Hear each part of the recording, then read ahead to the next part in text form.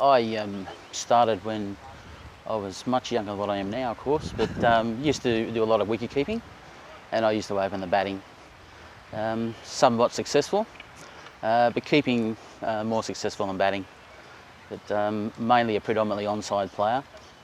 I used to get caught in slips 9 times out of 10, I suppose. I used to guide the ball all the time. But started getting really interested in umpiring while I was playing. So being an opening bat, you had to sit on the sidelines a fair bit.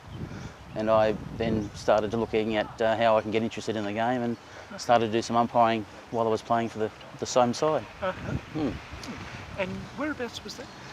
I started Port Macquarie, played most of my cricket in Port Macquarie, and transferred around the bank and ended up playing out at Canamble as well.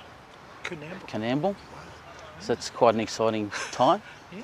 So when it gets hot out there, there's a lot of cracks and the ball goes into cracks and people spraying their ankles and things like that. So, but I eventually ended up at Grafton, transferred to the bank, and then started umpiring from there and took my ticket at 1986. Past that, because in those days it was the old written paper. Remember the 3-hour written paper? Oh, wow, yes. And none of this multiple choice. Yeah. So we had to do it tough in those days. So. But ever since then, I've just been umpiring and enjoying it immensely. Since '86, when you started, how have you felt about umpiring? I think I love the game, number one. That's why I do it. I'm right involved in the game because you're out there in the field. But the amount of people you meet, and the different cricketers, the travel in the country. I've been all over the place umpiring, and it's just the people you meet and the involvement that you have, that you're able to contribute back to the game, which I love most.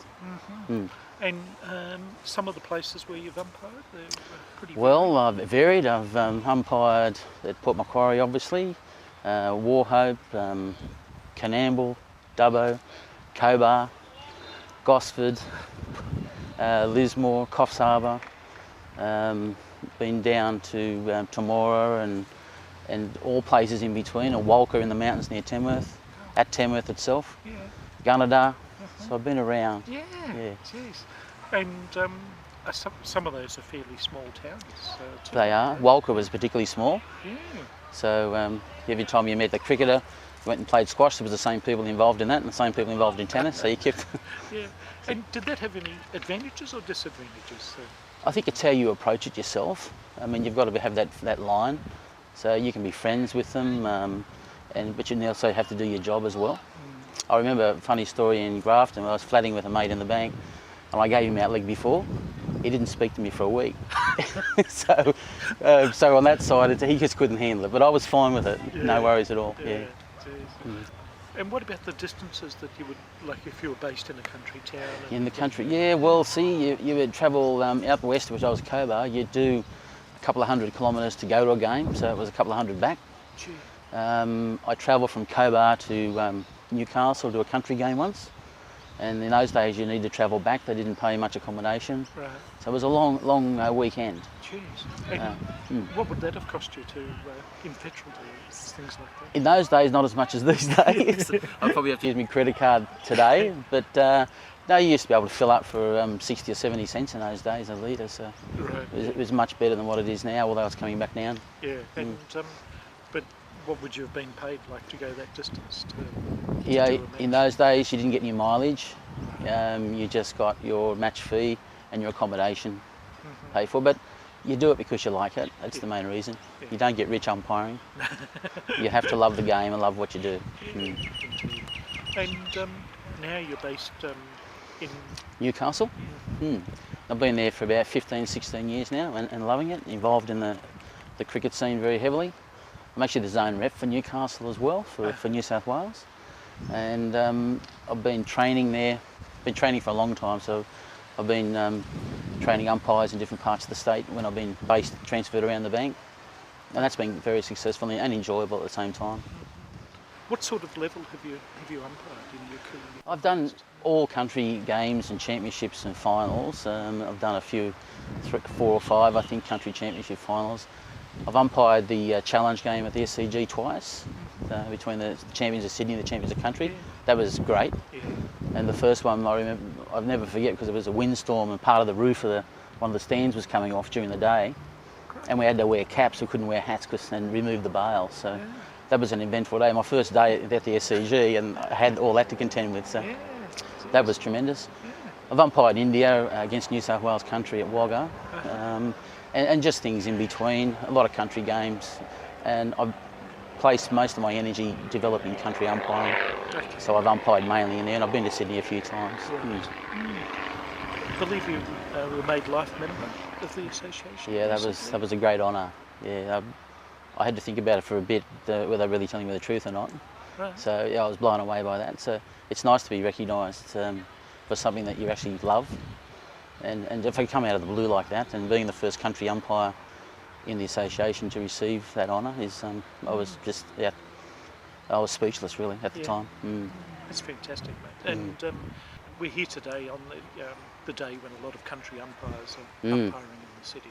Have you done this before, umpired in the city? I've been to on these Carrying days? Bar. I've umpired in Carrying Bar before, and Blacktown.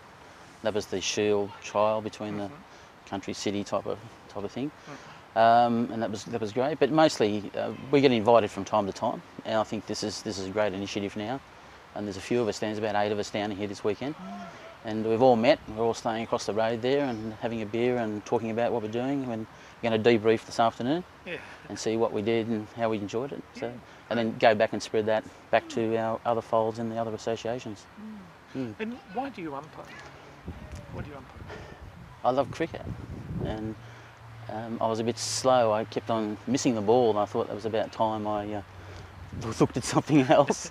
And I wasn't making as many runs as what I was, and I was just getting a bit older in me dicky knee from keeping all the time.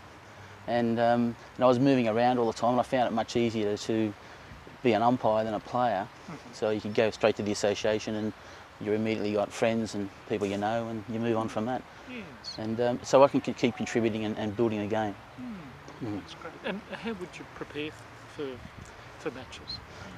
I prepare usually start the day before, start to think about it. Who am I umpiring with? And if it's a generally new bloke in the bush, you just ring him up, you see if he's okay to come, or you can go and pick him up. Try to nurture them along as well. We do a lot of that budding system in the bush because there's a lot of new umpires coming through. I even go to the extent of playing my favourite bit of music when I'm driving the ground, and Great. Yeah. and I have a routine. I've already set my kit out. I've got to do that. So when I get ready to go out, I just put it in order. So I have a routine, and I do that and get to the game early. Soak up the atmosphere, have a look around, meet a few people, have a bit of a chat, just relax, and then Do some interviews. do some interviews. Yeah, this is a first for me. Yeah.